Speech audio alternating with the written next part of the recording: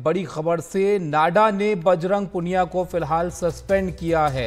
यहां पर Paris Olympic का सपना जो है वो अभी थमा है फिलहाल, क्योंकि नाडा ने यहां पर बजरंग पुनिया पर यह एक्शन लिया है। ट्रायल के बाद बजरंग ने सैंपल देने से मना किया। डोप टेस्ट के लिए सैंपल देना होता है जो कि अनिवार्य है। नाडा ने बजरंग पुनिया से इस महीने यहां पर इसको लेकर जवाब मांगा था और अब ये एक्शन जो है उनकी तरफ से लिया गया है। हमारे साथ खास मेहमान राकेश राव जो है वो जुड़ गए हैं, वरिष्ठ खेल पत्रकार हैं आप।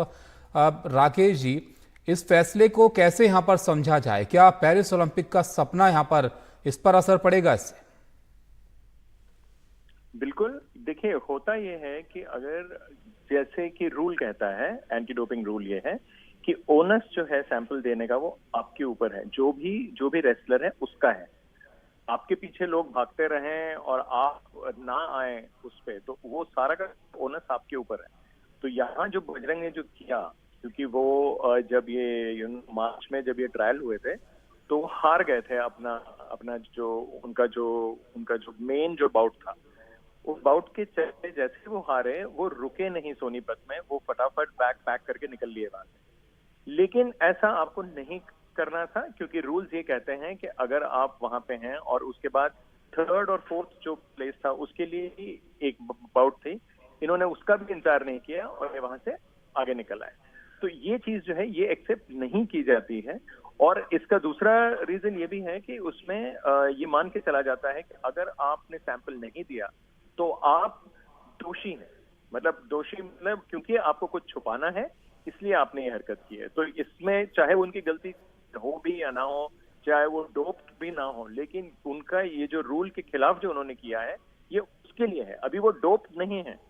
अभी हमारे पास ऐसा कोई प्रूफ नहीं है हम ये कहें कि वो डोप लेने के दोषी हैं, क्योंकि उन्होंने एक रूल तोड़ा है, उसके लिए उनको अभी प्रोविजनल। लेकिन यहाँ पर सैंपल देना तो सभी खिलाड़ियों के लिए जरूरी होता होगा। ऐसा अगर इन्होंने नहीं किया है तो फिर ये भी अपने आप में सवाल जो है खड़ा करता है कि सैंपल क्यों नहीं दिया इन्होंने।